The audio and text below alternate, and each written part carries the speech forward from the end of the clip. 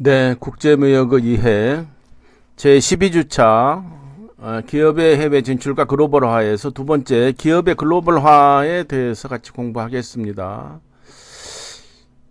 기업의 글로벌화 내지는 그 글로벌 경영 이런 얘기가 있죠. 글로벌화 그러니까 세계화라는 그런 의미로 우리 기업이 세계 각국에 나가서 활동한다 해서 이제 세계 글로벌화라는 말이 있고, 글로벌화가 되려면은 글로벌화가 되면 기업들이 어떻게 해야 되겠습니까?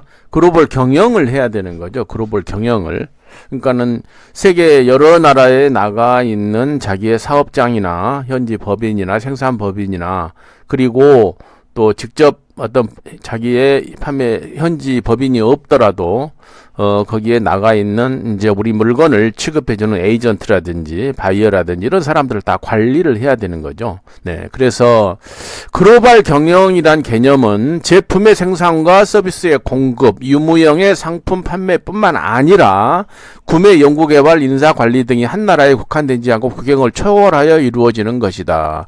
세계적인 시야로 생산, 판매, 조달 등 일련의 기업 경영활동을 세계 무대로 이동시켜서 수익원을 분산시키고 경영활동은 모든 면에서 국제적 분업의 조직화를 꾀하는 경영 방식을 글로벌 경영이라고 한다. 이렇게 이제 뭐 정의가 되어 있습니다. 거기서 키워드가 뭐죠? 키워드가 국경을 초월한다는 얘기죠. 그러니까 기업이 원래는 창업을 하면 한국 내에서 이렇게 경영을 하지 않습니까? 그러다 수출도 하고 하다가 다른 나라로 나가고 또 점점 이게 확대되면은 다른 나라에 법인을 세우고 한다고 앞에서 얘기했지 않습니까? 그래 가지고 그게 어떤 경우에는 그렇죠. 뭐 이게 한국 기업인가 할 정도로, 아니면 우리나라 기업 맞나 이렇게 할 정도로 굉장히 기업의 경영 인프라가 분산되고 전 세계에 깔려 있는 경우가 있죠. 그러면서 이제 예를 들어서 자동차 회사다 한다면은 자동차를 한국에서 만드는 게 아니고 그 주요 그 수요지인 미국에서도 만들고 유럽에서도 만들고 이렇게 지금 하고 있지 않습니까? 현대 자동차만 해도 세계 10여 개의 나라에 생산 공장들이 있죠. 그리고 거기에 들어가는 부품도 3만 개, 4만 개를 그 지역이나 아니면 한국에서 생산하는 게 아니라 한국을 비롯한 여러 나라에서 생산해서 그것을 이제 어느 지역으로 보내는 거죠. 그게 이제 글로벌 밸류체인, 국제적 분업이라고 얘기를 하지 않습니까? 그런 것들을 전체적으로 그걸 이제 조직화를 해야 되니까 굉장히 머리가 복잡해지겠죠. 네. 그래서 이제 우리나라 같은 경우 보면은 이렇습니다. 우리가 글로벌 경영이란 개념이 나왔던 것은 아마도 1990년대 이후일 겁니다. 그러니까 90년대 초에 80년대 말에 어떤 일들이 있었습니까? 사회주의권, 그러니까 구소련이나 동구권, 그리고 중국 등 이런 사회주의권 국가들이 80년대에 들면서 급격히 경제가 나빠지고 하면서 더 이상 버티지를 못하고 80년대 말부터 서서히 구사회주의권 블록이 붕괴되기 시작했죠. 그래서 90년대 초가 되면서 이제 우리나라도 구공산권 국가, 정치적으로 외교 관계가 없었던 나라에 이제 외교 관계도 수립되었고, 코트라 같은 공공기관들이 전부 거기에 자리 잡게 됐죠. 그러면서 대기업들이 기존에 들어가지 못했던 이런 구사회주의권 국가에 이제 대거 들어가기 시작했죠. 그래서 사실상 90년대 초부터 벌써 세계 어느 나라든 우리 기업들이 가지 않는 곳이 없다 할 정도로 경제적인 그런 영역이 굉장히 확장됐던 것이죠. 그래서 그때 김영삼 대통령은 1994년에 말에 이런 얘기를 했습니다. 세계화해야 된다, 이런 이제 선언을 하셨죠. 세계화 선언이라고 하는데, 근데 이제 앞에서도 얘기를 했지만은 WTO가 1995년에 이제 출범했지 않습니까? 그런데 출범하기 전까지 수년 전부터 많은 이제 협상이 진전되기 시작했죠. 그래서 어찌 보면 80년대 말부터 이제 전 세계가 이렇게 하나의 어떤 시장으로 전부 오픈된다 이런 움직임이 있었던 거죠. 그러면서 그런 가운데 이제 80년대 말부터 그 사회주권 국가들의 장벽이 서서히 해체되기 시작했고 90년대 초가 되면서 그게 전부 다 뭐 구소련이 여러 나라로 이렇게 나눠진다든지 동구권 동부 유럽 국가들이 사회주의권 국가들이 이제 자본주의 체제로 바뀐다든지 중국도 시장 개방을 선언하고 시장을 개방하고 해서 이제 완전히 다른 세상으로 이게 바뀌게 됐죠. 모든 세상이 오픈되게 됐다 이거죠. 그래서 그런 가운데 우리도 그런 세계화의 글로벌화의 파고를 더 이상 거부할 수가 없었죠. 그래서 국가적으로도 김영삼 대통령이 세계화해야 된다. 전 세계로 나가야 된다. 이제 그런 얘기를 했던 겁니다. 그러나 이제 우리는 그 세계화 선언이 있은 한 4, 5년 후에 우리가 IMF 외환위기라는 그런 이제 굉장히 어려운 그런 시기도 겪었습니다만은 어쨌든 그 80년대 말부터 시작된 그 우리 기업들의 글로벌 확장, 글로벌 경영이 지금 보면 이제 전 세계로 이제 기업들이 나가 있는 그런 상황 아닙니까? 그때 대우그룹의 김우중 회장이 그런 말씀하셨죠. 세상은 넓고 할 일은 많다. 그런 책을 내셨죠, 이제. 그래서 이 세계 경영 선언을 하시고 이제 김우중 회장이 기존에 우리와 외교 관계도 없었고 또 전혀 우리 기업들이 진출하지 못했던 그런 미지의 그런 그 국가들로 많은 진출을 하신 거죠. 그래서 예를 들어서 그 주식회사 대우가 소위 스탄 제국이라고 하죠. 우즈베키스탄, 카자흐스탄 이런 이제 스탄 제국들 중앙아시아 지역에 스탄으로 끝나는 여러 나라에도 진출을 했고 대우가 그리고 심지어 수단 같은 데도 이런 공장을 짓고 그랬어요. 그래서 그러면서 이제 대우가 나중에 다시 해체는 됐습니다만 어쨌든 90년대 들면서 전 세계로 우리 기업들이 나가야 된다라는 그런 엄청난 변화 바람이 불었던 것이죠. 그게 바로 글로벌 경영이라고 우리가 얘기를 할 수가 있겠습니다.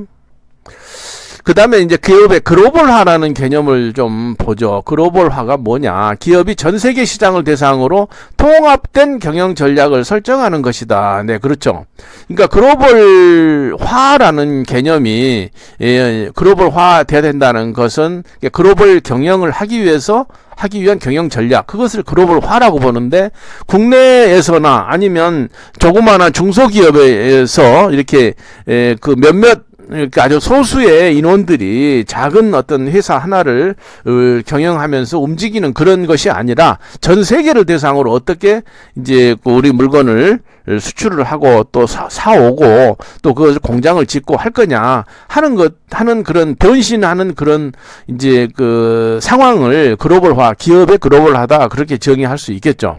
그래서 왜 그러면 글로벌화를 하게 되느냐 하는 거죠. 글로벌화의 동기. 첫째, 국내 시장이 협소하기 때문에 그건 앞에서도 얘기를 했었죠. 네, 그렇죠. 우리나라 인구가 5천만 밖에 안 된단 말입니다. 그리고 두 번째, 생산 효율성 향상을 위해서 그렇죠. 이건 그 원자재가 이제 조달할 수 있는 시장이라든지 아니면 소비 시장이 인접한 곳이라든지 아니면 인건비가 싼 곳이라 이런 해서 생산을 효율적으로 하기 위해서 어떤 글로벌화가 불가피하게 됐다. 세 번째, 기업의 경영 활동에서 발생한 위험 요소를 분산시킨다. 그렇죠. 그런 거 있습니다. 천재지변, 환율 변동 이런 것도 있지만은 예를 들어서 이런 거예요. 우리가 지금 먹고 있는 오리 있지 않습니까? 오리는 그 원산지가 영국입니다. 영국. 그런데 이제 오리를 여러 군데서 부화시켜서 이렇게 우리가 길러서 육용으로 하기도 하고 오리가 알을 낳기도 하는데 주로 육용으로 하죠. 그런데 조류독감이 생긴다는 얘기죠. 그러면 예를 들어서 어느 한 지역에서 그걸 부화시켜서 다른 지역으로 그 어린 그 오리 병아리를 만약에 가져간다고 한번 해봐요. 그러면 그게 안 되죠. 수출입이 중단돼 버리니까. 그래서 여러 군데서 이제 오리를 부화시켜 생산을 여러 군데 해야 돼. 마찬가지로 어느 한 제조 기업도 어느 한 군데서 그 생산을 모두 해서 가져간다고 한번 생각을 해봐요. 그러면 어떻겠습니까? 그 공장에 뭐 전력이 중단된다든지 뭐 아니면 홍수가 많이 났다든지 눈이 많이 왔다든지 뭐 이렇게 해서 생산이 중단되게 되면 전 세계 시장을 커버할 수가 없죠. 그래서 그런 그 위험 요소를 분산시키기 위해서 여러 군데서 이제 생산을 하게 된다. 그런 이제 필요성 때문에 기업의 글로벌화가 발생할 수 있다. 또 경쟁 기업을 견제하기 위해서 그렇죠.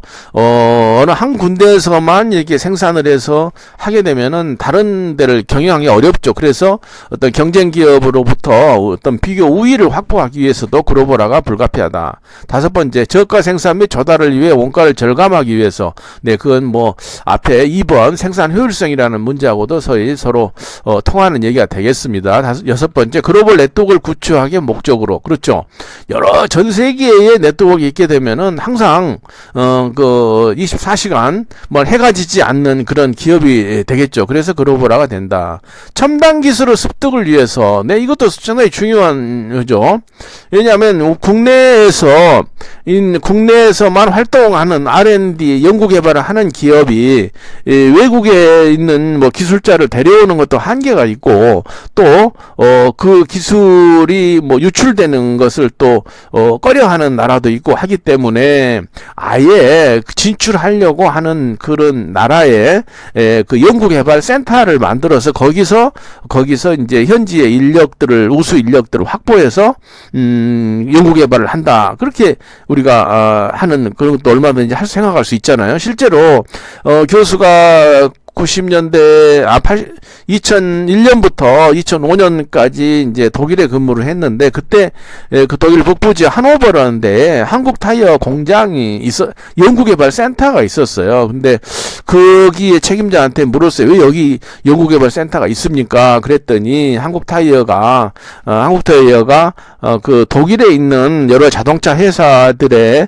그 타이어를 공급하기 위해서는 거기에 맞는 스펙에 맞는 생산을 해야 되는데 그 기술자들이 어디에 있다? 독일에 있을 수밖에 없죠. 그래서 독일에 그 R&D 센터를 만들었다는 얘기를 들었습니다. 그분들을 한국으로 데려오면 글쎄요, 그거 쉽지 않죠. 다른 나라에서 근무를 안 하려고 하는 사람도 많으니까요. 그래서 그런 첨단 기술 습득 목적으로 글로벌화를 추진하는 경우도 많다는 거죠. 자, 그러면은 글로벌화를 촉진하는 요인 뭐 2번, 3번이 뭐 같은 어떤 이야기이기도 하겠습니다만은 이제 글로벌화가 가능하게 된 어떤 그 배경이 뭐냐 이거죠. 무역 장벽 감소와 시장 경제 활성화. WTO 출범 때문에 우리가 여러 나라에 가서 일을 할 수 있는 그런 여건도 됐고 또 지식재산권에 대한 그런 이제 보호 문제 때문에도 그런 이제 무역 장벽을 또 감소시켜야 되고 무역 장벽을 이제 돌파해야 되고 그런 것들 때문에 이제 이 글로벌화가 촉진될 수 있었다는 거죠. 왜냐하면 지식재산권 같은 경우도 우리나라에서 어떤 기술을 이렇게 하고 있는데 다른 나라에 그걸 가져가서 가게 되면 어떻게 됩니까? 그 나라에서 우리 걸 보고 베껴서 그냥 똑같은 물건이 나올 수도 있잖아요. 그런데 무역 장벽 같은 게 이제 줄어들고 또 시장 경제가 점점 확산되면서 이렇게 지식재산권 보호에 대한 그런 이제 개념도 많이 확충되고 하기 때문에 다른 나라에 가서 하더라도 우리가 글로벌화가 촉진될 수도 있다. 그런 거죠. 그리고 이제 또 어떤 나라에서 그 지식재산권을 가지고 있다. 어떤 기술을 가지고 있는 나라가 있는데 그걸 이제 주려고 하겠습니까? 시장이 개방됐다. 그러면 우리가 거기에 가서 이제 그 나라의 지적재산권을 우리가 쉽게 접근할 수 있고 아니면 그 기술을 가진 사람들을 우리가 이게 고용할 수도 있기 때문에 글로벌화가 촉진될 수 있었다는 거죠. 산업의 글로벌화, 국제 분업 확산, R&D 비용 증가, 시장 단일화. 그 다음에 기호가 동질화되어 간다는 것도 상당히 좀 재밌는 표현이네요. 왜냐하면 소득 수준이나 교육 수준이 많이 올라가면서 사실 우리도 그렇지 않습니까? 과거에는 그 한국 음식만 주로 먹었지만은 지금은 뭐 세계 각국의 음식들이 들어와 있죠. 그게 프랜차이즈나 이런 거 통해서. 그러니까는 이제 우리나라 한국 음식도 마찬가지. 한국 음식도 한국에서 먹는 게 아니라 세계 여러 나라 사람들이 좋아하기 때문에 그럼 결국은 이제 해외 나가서 비즈니스를 할 수 있게 된다 이거죠.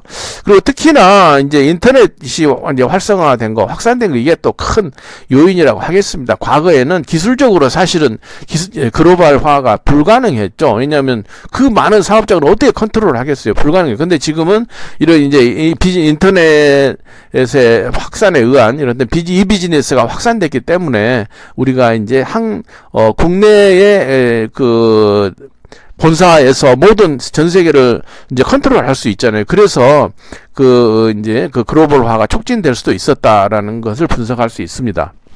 여기 지금 보시는 이 화면은 뭐냐면은 그 LG 그룹의 그 판토스라는 물류 기업의 이제 모습입니다. 여기 보면 통합 관제센터라고 그래요. 이게 전체 마치 무슨 발전소나 뭐 서울시 교통 관제센터 같이 생긴 그런 겁니다. 그래서 전 세계를 아래 보이는 전 세계의 지금 사업장이나 아니면 고객사 그리고 컨테이너선 이런 것 들을 전체를 컨트롤할 수 있는 그런 한눈에 보이게 하는 이런 통합 관제센터가 이런 큰 대기업에는 가지고 있는 거죠. 그래서 이 서울의 이 통합 관제센터에서 전 세계의 상황을 한꺼번에 볼 수 있는 거예요. 옛날 같으면 정말 전혀 상상할 수도 없는 일 아닙니까? 이런 것들이 가능하기 때문에 지금은 글로벌 경영이 가능하다. 그리고 기업의 글로벌화가 쉽게 이루어질 수 있다라고 분석할 수가 있겠습니다. 기업이 글로벌에 돼 가는 과정을 뭐 단계별로 조금 뭐 보고 있습니다. 첫째, 제일 처음에는 뭐죠? 국내 기업이죠. 처음에 창업해서 물건을 만들고 국내에서 팔고 또 조금 뭐 해외에 조금 이제 수출할까 이런 생각을 해보죠. 그래서 2단계가 되면 수출 기업이 되는데 이제 그 해외에다 물건을 좀 팔아야 되겠다 이런 생각을 하고 해외에 이제 조금씩 바이어도 찾아 나가고 그렇게 해서 이제 수출 기업이 되는 거죠. 그래서 지금 국내 우리 코트라나 무역협회나 이런데 공공기관들 중심으로 우리 정부 부처의 이제 또 프로젝트로서 수출 기업화 사업이라는 게 있어요. 수출 기업화 사업. 그건 뭐냐면 국내에서만 내수만 하던 기업을 수출 기업으로 만들어 보자 그런 것이죠. 네, 그래서 이제 초기에는 이제 많은 리스크가 있잖아요. 위험이 있기 때문에 정부나 공공기관들이 수출 지원 기관들이 그걸 도와주는 그런 프로그램들을 많이 가동을 하고 있습니다. 그래서 3단계 국제기업 그러는데 수출을 점점 많이 하다 보면 어떻게 되죠? 점점 이제 여러 국가에 뭐 현지 법인도 만들고 생산 법인도 만들고 막 이렇게 하게 되죠. 그리고 각 나라에 맞는 마케팅 전략도 수립해 가지고 하고 이런 것들을 할 때 이것이 국제기업, 국제화된 기업이다 이렇게 볼 수가 있겠습니다. 그리고 이제 4단계로선 세계기업, 세계를 무대로 해서 경영 활동을 본격적으로 수행하는 기업을 말한다. 중소기업 중에도 이런 정말 굉장히 활발하게 전 세계에서 활동하고 있는 비즈니스 하고 있는 회사들도 꽤 있습니다. 그렇지만 주로 이 세계화된 기업은 대부분이 대기업이라고 봐야 되겠습니다. 우리 대기업들 뭐 삼성, 현대, SK 등등 이런 이제 대기업들은 전 세계의 사업장만 해도 뭐 몇십 개 내지는 뭐 몇백 개의 사업장을 가진 그런 경우도 있는 걸 우리가 볼 수가 있죠. 그래서 이제 이렇게 마지막 단계 4단계에 가면은 완전히 정말 글로벌화된 기업이다라고 이렇게 이해할 수가 있겠습니다. 자, 그러면 기업이 해외 진출하는 어떤 형태에 대해서 앞에서 잠깐 봤었습니다만은 세 가지 형태로 일반적으로 얘기를 합니다. 기업이 나갈 때. 첫째는 연락사무소예요. 영어로는 뭐 리에이전 오피스라고도 하고 리프레젠터티브 오피스라고도 하거든요. 그래서 연락사무소는 어떤 현지에서 직접 영업 활동을 하기 전에 바이어와 본사를 이렇게 연결시켜줘요. 그러니까 그런 연락사무소 역할을 코트라가 대신 해주는 경우들이 많이 있거든요. 있거든요. 뭐 지사 사업 이런 걸로 해서. 근데 이제 그건 그 지원 기관들의 역할로 이제 하기 때문에 좀 장기적으로 지속하기는 어렵죠. 그래서 이제 연락사무소를 만드는데, 연락사무소는 일반적으로 본사에서 한 명이나 두 명 정도만 밖에 나가 있어요. 그래 거기다가 사무실을 열고 거기서 이제 활동을 하는데, 나라에 따라서는 그 사무소 인원을 한 명이나 두 명만 해라, 더 이상 늘리지를 못하게 한다든지, 아니면 그 사무소 등록을 매년 하라고 하든가, 그렇게 한번 등록하면 계속 가는 게 아니라 뭐 1년에 한 번씩 계속 다시 등록을 갱신한다든지 2년에 한 번씩 한다든지 뭐 이런 제약들이 있죠. 왜냐하면 연락사무소만 전부 만들어 놓고 있으면 별로 도움이 안 되잖아요. 그래서 더 인원을 많이 고용할 수 있는 그런 지사나 현지 법인 형태로 바꾸라고 이렇게 그래야 이제 그 세금도 받을 수가 있고 하지 않습니까? 연락사무소는 세금이 없죠. 왜냐하면 본사에서 돈을 갖다가 쓰기만 하는 거니까 세금이 있을 수가 없단 말입니다. 그러니까는 그 나라에 뭐 고용 창출이나 이런 게 안 되는 거죠. 또 뭐 그 세금을 거둘 수도 없고, 그래서 연락사무소에 대해서는 이렇게 좀 제약을 두는 그런 경우도 많이 있습니다. 국가별로요. 네, 그 다음에 이제 해외 지사, 브랜치라고 하죠, 브랜치. 현지에서 본격적인 영업 활동을 하기 위해서는 해외 지사 또는 지점을 설치한다는 겁니다. 그런데 이제 그 지사가 현지 법인과 차이가 뭐냐, 그죠? 지사는 연락사무소와 같은 비슷하게 본사에 직접 컨트롤을 받는 거예요. 그래서 독립된 법인이 아닙니다. 법인이 아니고 그냥, 본사에서 하는 일의 일부를 이제 거기서 하는 그런 역할이 돼 있죠. 그래서 영업 활동을 할 수가 있어요. 네, 영업 활동가 있습니다. 그게 이제, 근데 해외 지사는 주로 물론 다는 아니지만 해운선사나 뭐 항공사 같은 데가 지점이다, 이런 형태로 나가 있는 걸 볼 수가 있습니다. 그리고 이제 본격적으로는 현지 법인이죠. 코퍼레이션이라고 하죠. 본사는 완전히 별개예요. 그러니까 어떤 회사의 그 현지 법인이 중국에 있다 그러면은 그것은 중국 법에 의해서 설립되고 운영되는 중국 회사입니다. 중국 회사. 다만 그것이 그 투자자가 한국 기업이다라는 것뿐이지, 외국인 모든 그런 그 현지 법인의 활동은 그 나라의 모든 법을 따라야 되는 것이죠. 그래서 이렇게 됩니다. 그 현대 자동차의 그 러시아 현지 법인, 생산 법인에서는 이제 러시아 사람도 채용을 하지만 한국 사람도 채용할 수 있거든요. 그러면 그 현지 법인에 고용된 사람은 우리나라 근로자가 아닙니다. 러시아 근로자가 돼버리는 거예요. 그리고 그 사람의 고용이나 어떤 그 임용이나 이거에 대한 모든 그런 해당 법은 러시아 노동법의 그 이제 그 하에 있다라고 그렇게 봐야 돼. 우리나라 노동법하고 상관이 없는 거예요. 네. 그래서 어쨌든 현지 법인은 그 어느 나라든지 이 현지 법인을 많이 유치하려고 굉장히 노력을 하죠. 왜냐하면 현지 법인은 아무리 작아도 직원이 뭐 몇십 명 이렇게 돼야 되고, 그리고 생산 공장 같은 데는 뭐 몇백 명 막 이렇게 어마어마하게 많이 그 직원들을 고용하는 걸, 그런 걸 볼 수가 있죠. 그래서 어쨌든 현지 법인을 많이 유치하기 위해서 어느 나라든지 굉장히 노력을 많이 하고 있는 걸 볼 수가 있습니다. 우리나라도 1997년 말 98년에 IMF 소위 외환위기가 발생했을 때, 그때 그 정부에서 김대중 대통령을 중심으로 현지 법인, 외국인 투자를 많이 유치해야 된다, 그런 얘기를 많이 하고, 국가 정책적으로도 그 현지 법인을 외국인 투자, 즉 현지 법인을 유치하기 위해서 굉장히 노력을 아직까지도 계속하고 있습니다. 네. 네, 여기까지 하고요. 다음 시간에는 다국적 기업의 이해에 대해서 강의하겠습니다.